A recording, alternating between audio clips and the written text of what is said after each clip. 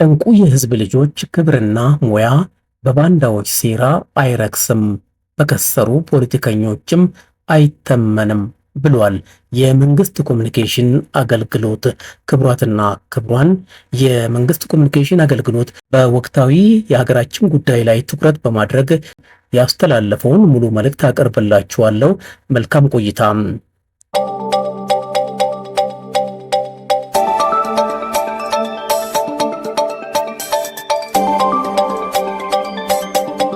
እውነት ባንዳዎቹና የከሰሩ ፖለቲከኞች እንዲህ ያዙኝ ልቀቁኝ እያሉ አቧራ ለማስነሳት የሚሞክሩት በስማቸው የሚነግዱባቸው ተቋማትና ሰራተኞች ጉዳይ አስጨንቋቸው ነውን?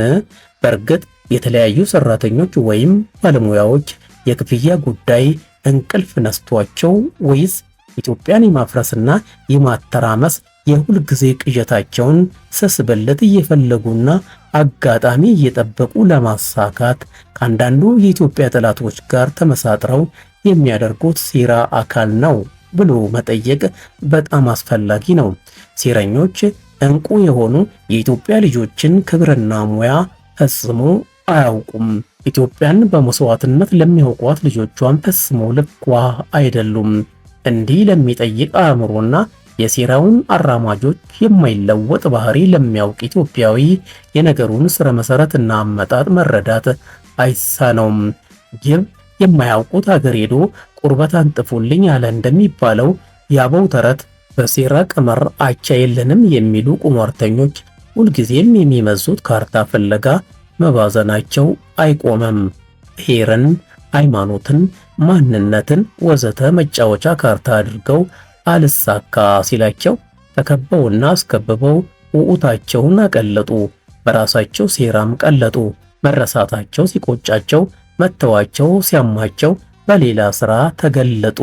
በስነ ምግባርና በስብዕና ክብር ጉዳይ አርአያ የሆኑ በዓለም አቀፍ ደረጃ ጭምር የማንም ሴራ መጠቀሚያ እንዲሆኑ በማይፈቀድላቸው ገለልተኞችና ሕዝባዊ ተቋሞቻችን ውስጥ ጭምር በመግባት የተላላኪነት ሚናቸውን ለመወጣት ላይታች ማለት ጀመሩ።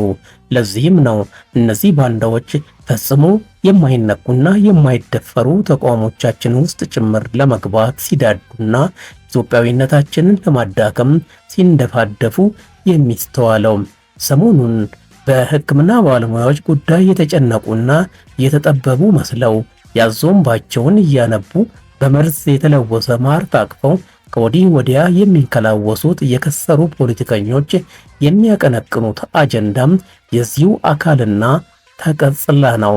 ኢትዮጵያ በዘመናት ፍርርቅ በማይለወጥ ጀግንነት ሉዓላዊነቷን አስከብራ የኖረች ድንቅ ሀገር ነች። ጀግኖች አባቶችና እናቶች በመስዋዕትነት ያቆዩት ሀገር የኩራቷን ያህል የሚያሳፍር ድህነትም ስትቀባበል ኖራለች። ይህን ለመቅረፍና ኢትዮጵያዊ ኩራታችንን የተሟላ ለማድረግ ሉዓላዊነት በምግብ እህልም መረጋገጥ አለበት በሚል ቁጭት መሪዋና ዜጎቿ አዲስ የምግብ ሉዓላዊነት አብዮት በማቀጣጠል ሁለንተናዊ ሀገራዊ ብልጽግናን እውን ለማድረግ እንዲሁም ለዜጎቿ የምትመች ሀገር ለመፍጠር ቀንተሌት ርብርብ ላይ ናቸው። ተቆጥሮ የማያልቅ ታይቶ የማይጠገብ ሰው ተኮር ሀገራዊ ፕሮጀክቶቻችን ጠላቶቻችን አይናቸው ደም እንዲለብስ ቢያደርግም የለውጥና የታታሪነት መገለጫ የሆኑ ስራዎቻችን ኢትዮጵያውያን ብቻ ሳይሆኑ አፍሪካዊ መሪዎችና ተቋማትን ጭምር እያስደመሙ ስለመሆኑ ሁሉን ለሚያውቁት ዜጎቻችን መንገር ለቀባሪው ማርዳት ነው። ኩራት እንደሆነው የጀግንነት ታሪካችን ሁሉ በድርቅና ረሃብ፣ ተረጂነትና ጦርነት ስማችንን እያጠለሸ ከትውልድ ትውልድ ሲሸጋገር የነበረ ጥቁር ጠባሳችን ፈጽሞ ካልተቀየረ ከዘመኑም ጋር በአዲስ እሳቤ እየተራመድን ዓለም አቀፋዊ እይታውን መቀየርና የዜጎቻችንን ተጠቃሚነት በዘላቂነት ማረጋገጥ ካልቻለን አደጋ ነው ብለን በሁሉም ዘርፍ በሁሉም አቅጣጫ መረባረባችን ለዚሁ ነው። በአሁኑ ወቅት በሀገራችን ውስጥ የሥራውንና የልፋቱን ያህል የሚከፈለው የለም። ዛሬ ላይ በልጽገው ለዜጎቻቸው የተሻለ መክፈል የቻሉ ሀገሮች አስቀድመው መክፈል የምትችል ሀገር ለመፍጠር መስዋዕትነት ከፍለዋል። ከመቀበላቸው በፊት ሰጥተዋል። መስጠት የምትችል ሀገር ለመፍጠር እልህ አስጨራሽ ትግል አድርገዋል።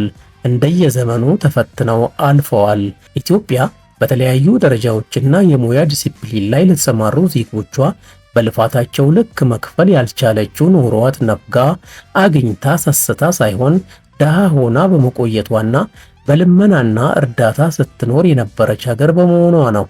የሩቁን ትተን ስርዓት ከስርዓት በተቀያየረበት ሪፎርም እንኳ አላላውስ ያሏትን ሸክሞች ለማራገፍ እያለማችና እየለወጠች የዜጎቿን ክብርና የእድገትና የተጠቃሚነት ተስፋ ለማለምለም ለመቀየርም ዕዳ ከፋይ ሆናለች።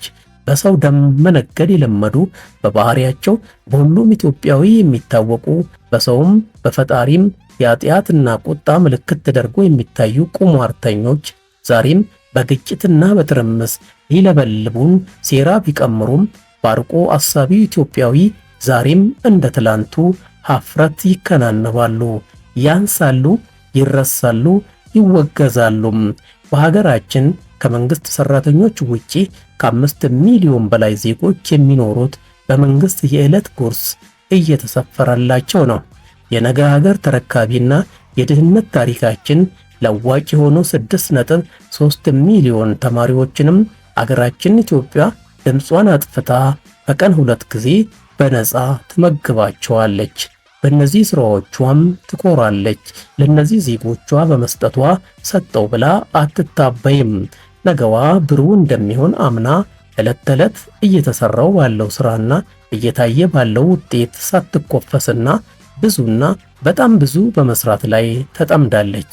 እንዲህ ባለች ሀገር ስንኖር ሁሉም መጥነን መሆን አለበት። ንጽጽራችን ካለንበት አውድና ካስተማረን ህዝብና ሀገር መሆንም ይኖርበታል። በየጊዜው የሚፈጠር ሴራ ግቡ ምንድነው ብለን መለካትም ይኖርብናል።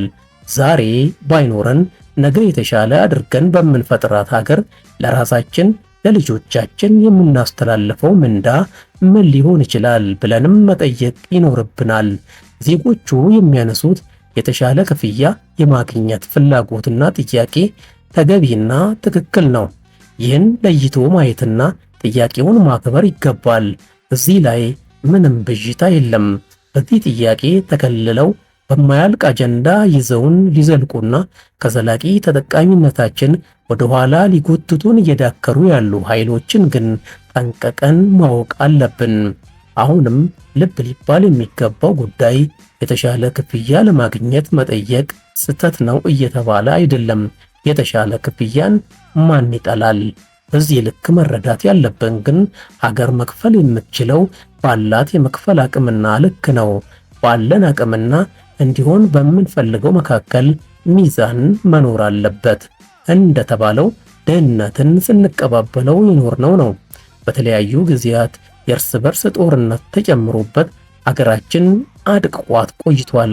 አገራዊ ለውጡ እውን ከሆነ በኋላ የማይደፈሩ የሚመስሉ ትላልቅ ሰው ተኮር የሆኑ አገራዊና ቀጣናዊ ፕሮጀክቶችን ማሳካት ጀምረናል።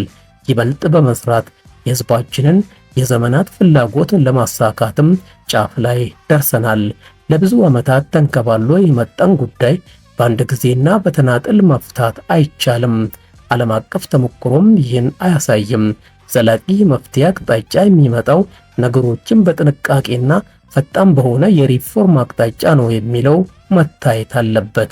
መንግስት እነዚህ ለዘመናት የተከማቹ ችግሮች መንስኤ የስርዓት ጉድለት ነው ብሎ ቀድሞ ገምግሞ ብቁ የመፍትሄ አቅጣጫ አስቀምጧል። ይህን ለመፈጸም ርብርብ እያደረገ አስገራሚ ውጤቶችን ማየት ጀምሯል።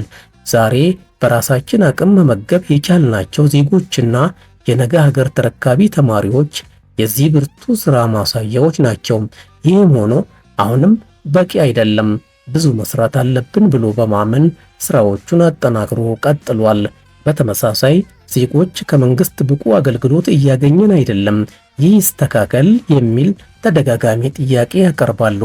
አገልግሎት ሰጪ በሆኑ የመንግስት ተቋማት በሚፈለገው ልክ አገልግሎት ስለማያገኙ ረክተዋል ማለት አያስደፍርም። ይህም ትክክል ነው። በመሆኑም በምንሰጠው አገልግሎትና በሰጠነው አገልግሎት መጠን የምንጠይቀው ክፍያ መጣጣምና ሚዛን መጠበቅ አለበት። በነገራችን ላይ አንዱ ቦታ አገልግሎት የሚሰጥ ሌላው ቦታ ተገልጋይ ስለሆነ አንዳችን ከሌላችን ያለን መስተጋብርና አገልግሎትን በብቃት የመስጠት ባህል ምን እንደሆነ ይታወቃል።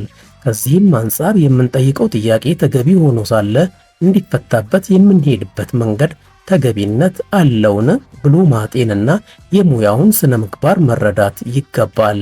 በብዙ ችግሮች ውስጥ ባለፈች ድሃ ሀገር ውስጥ ለጊዜው የማይመቸንን ሁኔታና ችግር ተገንዝቦ ፈጣን ለውጥ እንዲመጣ በማድረግ ኑሮን ማሻሻል ነው የሚገባው ወይስ ስስ ጎናችንን እየፈለጉ አጀንዳ በሚቆምሩልን መንገዳችንን ሊያስቱ በሚፈልጉ የከሰሩ ፖለቲከኞች ሴራ ወጥመድ ውስጥ ገብቶ እየተጨቃጨቁ የግጭት አዙሪት ውስጥ እየገቡ መዳከር ነው የሚለው መመዘን አለበት። ይህ መፍትሄ እንደማይሆን ለመረዳት ሌላ ሀገር መሄድ አያስፈልግም። ይህን አዙሪት ለመቶ ዓመታት ኖረንበታልና። ይልቁንም መፍትሄው የተጀመሩ ሪፎርም ማጠናከርና ከዳር ማድረስ፣ ልማትን ማፋጠን፣ ምርታማነትን ማጎልበት፣ በአጭር ጊዜ የሚፈቱ ችግሮችን በብቃት መፍታት ነው የሚያስፈልገው።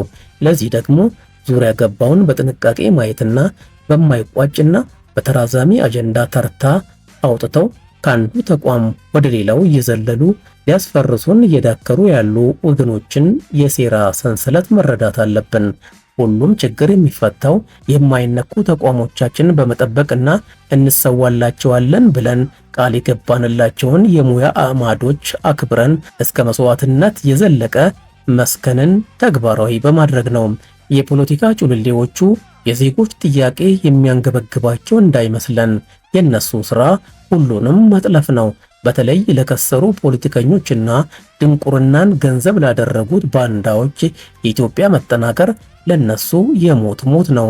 በተለይ የመከላከያ ሰራዊታችን መጠናከር እነዚህን ባንዳዎችን ጨምሮ የኢትዮጵያ ከፍታ ለሚያንገበግባቸው የውጭ ጠላቶች የሞት ሞት ነው። ለዚህም ነው ሰሞኑን ወደ መከላከያ ሰራዊታችን እየተቀላቀሉ የሚገቡ ወጣቶች መበራከት ህመም የሆነባቸው።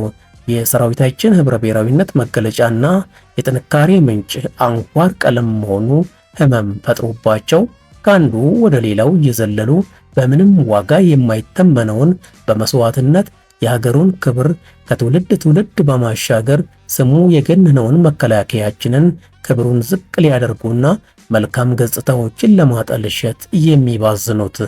አሁን ደግሞ እነዚሁ ያለ ደም መኖር የማይችሉ ባንዳዎች ለከፋዮቻቸው ባደረ አንደበታቸው ይህን ትልቅ ሀገርና ህዝብ ዝቅ ለማድረግ ሌላ አጀንዳ እየፈጠሩ ነው። መከላከያችን ለሀገሩ የተሰጠ የሀገሩ ኩራትና ክብር የሆነ መተኪያና ምጣኔው እነሱ እንደሚሉት ዝቅ ተደርጎ የማይገመት ወደር የሌለው የሀገሩና የህዝቡ እንቁ ሀብት ነው ብሏል የመንግስት ኮሚኒኬሽን አገልግሎት። ክቡራትና ክቡራን እስካሁን ያቀረብኩላችሁ በወቅታዊ የሀገራችን ጉዳይ ላይ ትኩረት በማድረግ የመንግስት ኮሚኒኬሽን አገልግሎት ያስተላለፈውን መልእክት ነው። ስለተከታተላችሁኝ፣ ስላደመጣችሁኝ በጣም አመሰግናለሁ። ደህና ሁኑ።